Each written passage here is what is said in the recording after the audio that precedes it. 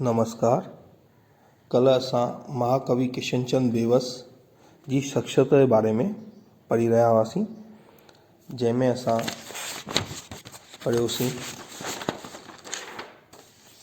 त कवि किशनचंद बेवस जो जन्म 5 फरवरी 1885 ईस्वी में सिंध के लाड़काने शहर में श्री तीरदास खत्रीअ के घर थियो हो। बेवस एक आदर्शी अध्यापक, सुठो हकीम, ॿारनि के प्यार कंदड़ पिता ऐं दरवेश दिल इंसान हो। बेवस जो विश्वास सादी रहणी ऐं उच्च कहणीअ में हो। बेवस लजारे स्वभाव वारो हो। बेवस आशावादी भी हो ऐं रिटायर थियण खां पोइ भाग्या स्कीम ठाहे तैयार कई हुई। अॼु अॻियां पढ़ंदासीं त ॿारनि खे ख़ुशि करण लाइ पैसे जी कॾहिं बेवस परवाह न कई। धीअरुनि ऐं पुटनि में कॾहिं भेदभाव न रखियईं। धीअरुनि खे पुटु करे सॾु कंदो हो। बीमारी सीमारीअ में संदसि सेरांदीअ खां वेही ओजागो कढी लोली ॾेई सुम्हारींदो हो, खूब खिलाईंदो हो। ॿारनि जी सिहत ऐं आत्मिक उन्नति जो ध्यानु रखंदो हो। सॼे कुटुंब समेत गीता पाठ ऐं संझा आरती कंदो हो।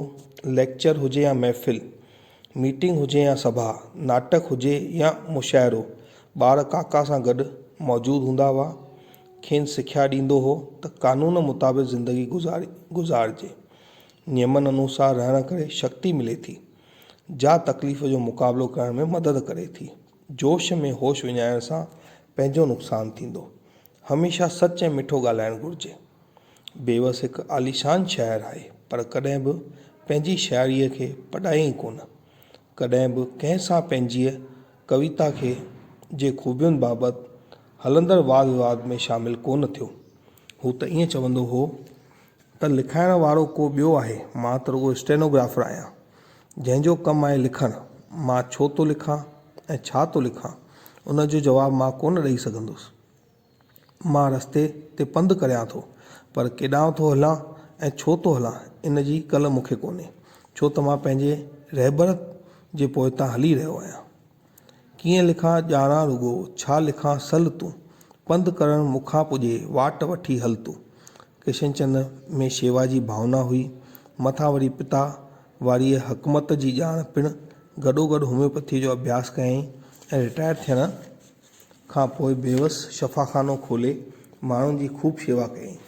हथ शफ़ा जी ॾात हुअसि। न सिर्फ़ु मर्ज़ सुञाणंदो हो, पर मर्ज़ केतिरे अरसे में दूर थींदो इहो पिणु अॻुवाट ॿुधाए छॾींदो हो। ज़िंदगीअ जा पोयां 10 साल दादा शेवक भोजराज सां गॾु बालकनि जे ॿारनि लाइ गीत लिखी मौजी गीतनि जी बि रौनक लॻायईं। शहर में गोड़ शोर खां परे ज्ञान बाग़ में हर आर्तवार ते ज्ञान वार्ता कंदो हो ऐं सुठनि किताबनि मां टुकड़ा पढ़ी सम्झाईंदो हो, जीअं त टैगोर जी गीतांजलि ऐं साधना वग़ैरह मां।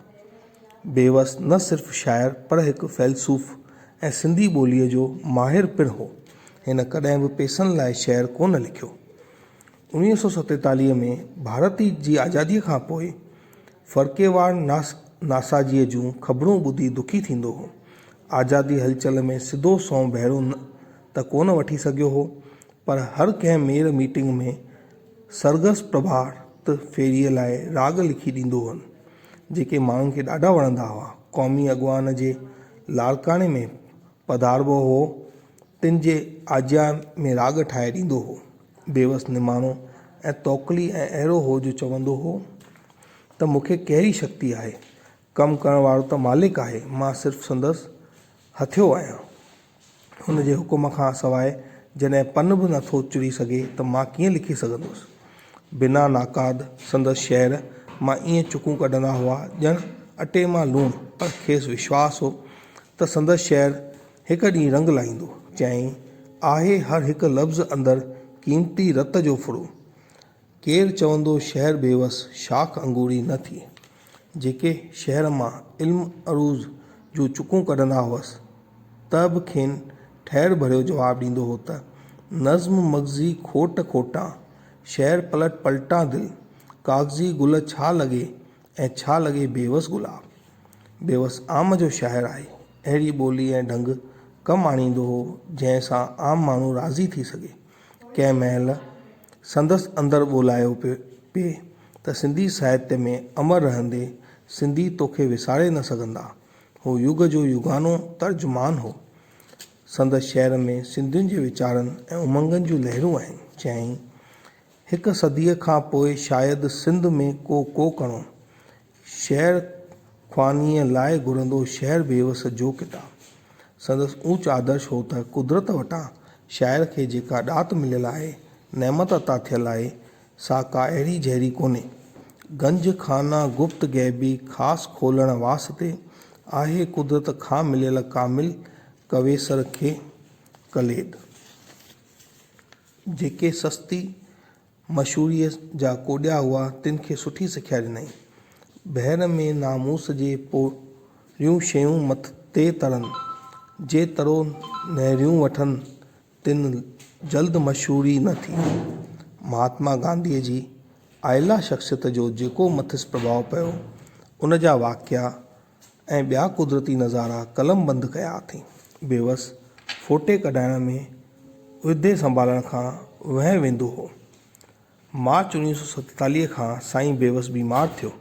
दुखनि जहिड़ो थियुसि। बीमारीअ जे बिस्तरे ते सुम्हियो त वरी न उथियो। सख़्तु तकलीफ़ सहंदे कॾहिं उफ़ बि न कई। टंगुनि ऐं पेरनि ते चमड़ीअ जी बीमारी थियसि, जंहिं खाइण पीअण जी बि छॾाए छॾियुसि। सहिको बि थियुसि। हिकु ॾींहुं हुंदराज दुखायल खे चयईं, माण्हू पुछंदा हुआ त अवां बेवस जो तख़ल्लुस छो रखियो आहे। उन्हनि खे सॾु कर त अची बेवस जी बेवसी ॾिसनि, जो उथी वेही बि नथो सघां। 23 सितंबर 1947 ईस्वीअ ते ही स्थूल शरीर छॾे ब्रह्मलीन थी वियो ऐं असांखे पंहिंजो साहित्यक वरसो ॾेई वियो। हम नशीन शाइरनि ऐं कवियुनि खे मंत्र ॾेई वियो त दिलियूं सालिम थियनि जंहिंसां सचेरो शाइर सो बेवस। दिलियूं सालिम थियनि जंहिंसां सचेरो शाइर सो बेवस। अॼु एसि ताईं, सुभाणे अॻियां पढ़ंदासीं। Thank U.